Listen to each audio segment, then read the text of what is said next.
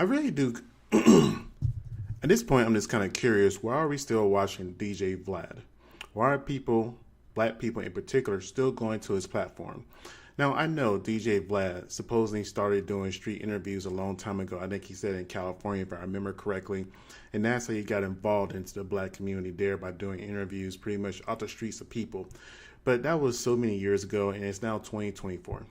And we have so many amazing platforms that's out there that we can go to do interviews for. And just a few I could think of off the top of my head is The Art of Dialogue, Real Life Productions, Tasha K, Shannon Shopper Club Shay Shay, Comedy Hype, etc. Every single one of those platforms do great interviews, and they're all black owned. Now, with this whole entire Marlon Wayans and DJ Vlad situation, I don't like how DJ Vlad is disrespecting Marlon Wayans. And the main reason for that, the Wayans family is like royalty, in my opinion. If you really think about it, they should be considered like the Jacksons. And Marlon is part of that dynasty. Think about it for a second. How many millionaires have the Wayans family helped to create? Go with the most common one. What was it? Jim Carrey, Jennifer Lopez. And hell, the whole entire family themselves, they put everybody on. That whole entire cast of A Living Color has most likely generated over $5 billion of stars. I'm not even exaggerating. I could be lowballing that number. Never known the revenue all those stars would generate on their own and other projects they have made. So whenever you go after the Wayans family, it should be like going after the Jacksons. It just shouldn't be done. Now, here's the thing about DJ Vlad. He has solely profited off of the suffering and pain of black people. And for some reason, we keep foolishly going back to his platform and making this man richer and richer. Now, you have platforms like the Breakfast Club that tend to want to call people out on situations and want to be in the middle ground. But I had to think about it for a second. I was like, wait a minute, I don't think the Breakfast Club is going to say anything in defense of Marlon Wayans, even though Marlon Wayans has gone on there to the Breakfast Club. He did plenty of interviews. In fact, if I remember correctly, I think he's even under a wall of painted celebrities and comics and all this other kind of stuff, if I remember correctly. I could be wrong, but he may be up there. Even if he isn't, he has been on their platform plenty of times. And just to give an example, whenever I went to YouTube today, I went ahead and just typed in Marlon Wayans interview, since DJ Vlad made that comment about how many views he's get for actual, or Marlon gets for actual interviews, right? Excuse me. Now, was Marlon asking for too much money? No, not at all, in my opinion. Truthfully, he could have asked for more. And you see a few interviews of him, in the millions, right? But here's the thing about this, though. DJ Vlad is going to make that money if he would have paid it 10 times over. He's just not used to a black man asking for what he's worth and knowing the business and how much money DJ Vlad is going to make off that black man. So Marlon has been in the business as long as he has. He's like, okay, if I'm going to do this, I really don't like you anyway. I want this type of deal here. And here's the thing. Marlon is not a broke nor a money hungry person. I think he truly did that price just for the fact that he's like, I don't like you. Instead of me just telling you outright no, I want to give you a very strong hint that I don't want to mess with you. This is what it's going to be if you want me on your platform. If you're willing to pay this, fine. Let's go ahead and do this. Let's do these business deals like how you're used to screwing people. Because I still remember whenever he wasn't paying Lord Jamar for the longest time. Keep in mind, Lord Jamar was getting nothing for doing those DJ Vlad interviews. And that was one of the main reasons I will watch DJ Vlad was for Lord Jamar and Joffrey. Those two. And once they stopped going on the Vlad TV because DJ Vlad disrespected Elijah Muhammad, I was like, you know what? Cool. If they're out, I'm out. And I haven't watched not one single episode of DJ Vlad again since. Because it's called solidarity, something we need to have with each other. But for some reason, we just keep walking into the fire with DJ Vlad, and we see how many lives get ruined over that man. Now, I think I proved my point. That was just me scrolling. I did that about 5 minutes ago before I got online when I typed in Marlon Wayans interviews. And you just see he does generate a lot of interviews and clips and things of that nature. And we all know how Vlad gets down. He loves to clip the heck out of those interviews and spread them over several different platforms. In fact, I found a TikTok creator that goes to that more detail than I can. Okay, I see a few people commenting 1.5 million views roughly translate to about 6 to 7K. He's going to need to do more than that to make back the 40,000 he would pay Marlon Wayans. Again, y'all don't understand how the business works or how DJ Vlad recoups money. So let me explain to y'all what DJ Vlad does to make his money back. This is DJ Vlad's Vlad TV channel. As you can see, he posts full-length videos, but all day he's posting clips of interviews he did.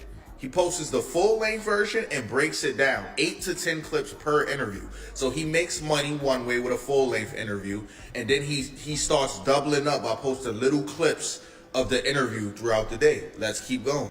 On top of that, he also posts clips of interviews in shorts. That is another source of revenue. That's 3 sources of revenue from one interview. He interviews them, posts one full-length video. He posts clips from that on his main channel, and then he also posts clips on YouTube Shorts. YouTube Shorts and YouTube Clips are 2 different ways of making income. Let's keep going. This is his website. He also posts his content on his website. So now that's 4 sources of revenue he's making from one video. The full-length video, the video clips, the YouTube Shorts, and his website, the ad revenue he's generating from his website. As soon as I opened the website, ads popped up. He gets paid every ad clip. This is his Instagram account, 983 followers. He has a monetized Instagram account where he posts reels. Now he's 5 sources of revenue from one. Again, y'all are arguing one video getting 1.5 million would only bring him 6 to 7,000 back. One video is making him 5 different sources of income now. Use your head, guys. It's not just one interview doing one video and he getting paid like that. Let's keep going. This is his Facebook page. Facebook page has 1.7 million followers and is also monetized. And he posts his reels on Facebook as well. This is 6 ways he's making money off of one interview. Are you following, guys? Let's keep it going. This is his TikTok account, 150,000 followers. Every single video is over a minute long and monetized. He is making money from YouTube. YouTube full-length interviews, an hour plus long. YouTube Clips breaks it down to 8 to 10 clips. He's making money off each of those clips. YouTube Shorts, he's making money off of each of those YouTube Shorts. He could do 15 to 20 YouTube Shorts if he has a solid interview with somebody. Instagram Reels, his own website, Facebook Reel, TikToks. That's at least 7 sources of income off of one interview. This is how DJ Vlad is making. Y'all think, oh, he's doing $1 million, but that's only bringing him 6. If you don't understand the business, don't talk to me.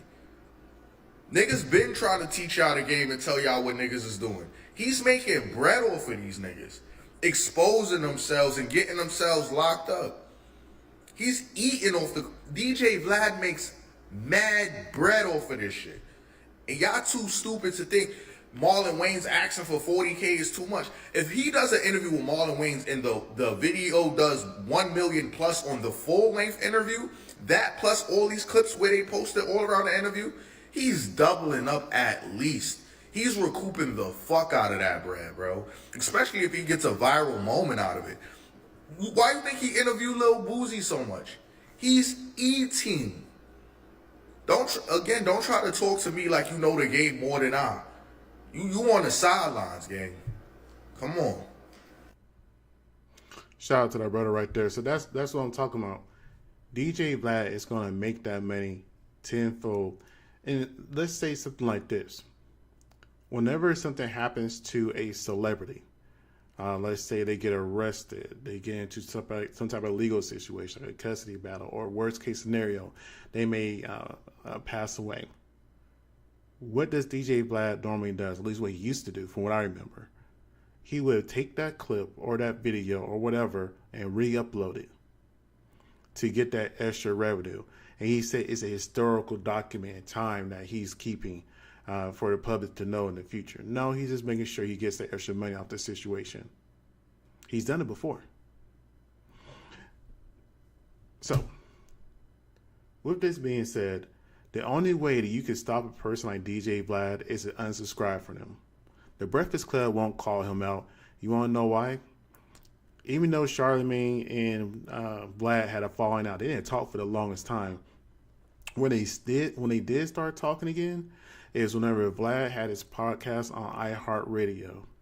And who does the Breakfast Club answer to? iHeart.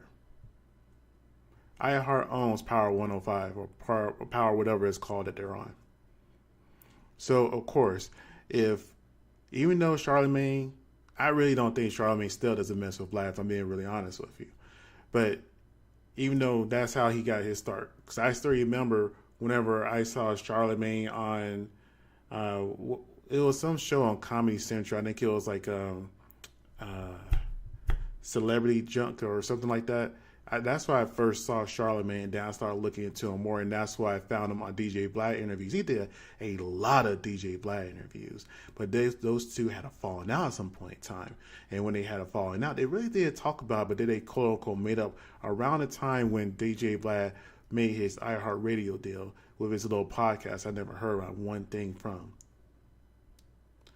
So, even though Charlemagne, I think, doesn't really mess with Vlad, even though he doesn't want to, I'm pretty sure the Breakfast Club is going to come out in defense of Vlad because of iHeart. We giving these people too much power when it comes to our spaces, our voices, and things that matter to us. Vlad has no reason to go after essentially black loyalty. You can't tell me Marlon has not deserved that title because he has put so many people on, been involved in so many projects. One of my favorite shows growing up was The Wayans Bros. Comedy gold. Every single episode I laughed. In living color. Non-stop laughter. Don't Be a Menace While Drinking Your Juice in the Hood. Again, another comedy gem. Scary Movie. It just goes on and on and on. And then he even switched up and became an action hero when he did, I want to say, G.I. Joe. I think it was the first G.I. Joe, and they killed him in the second one. So, yes. DJ Vlad need to check himself, and we need to make sure he gets that reality check. Y'all need to unsubscribe from that man. Y'all need to stop doing interviews with this man. It doesn't make any sense. We have too many great platforms that will interview our people to make sure our stories will get out there.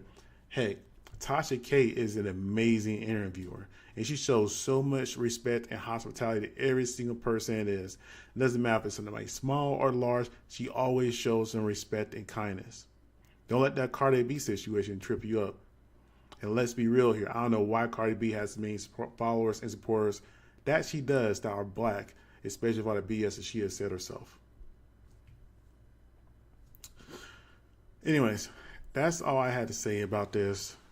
I really do hope, this is one of the situations that I'll have people going away and be like, you know what? Vlad just needs to go. We have too many opportunities, too many people out there that can do just as good a job, if not better, and they won't sit here and try to incarcerate, disrespect, and belittle our people. I still remember when Akon had to check Vlad too, for when he was sitting there and trying to go after Michael Jackson. He was like, no, you're not going to do that, Vlad. I'm going to stop you right there. I'm not even going to let you say what you're going to say because Michael Jackson's legacy needs to be protected. That's what I'm saying about the Wayans. The Wayans brothers' legacy need to be protected while they are alive. Because that is royalty. They have put everybody on. They came from the bottom, worked themselves up. They deserve respect.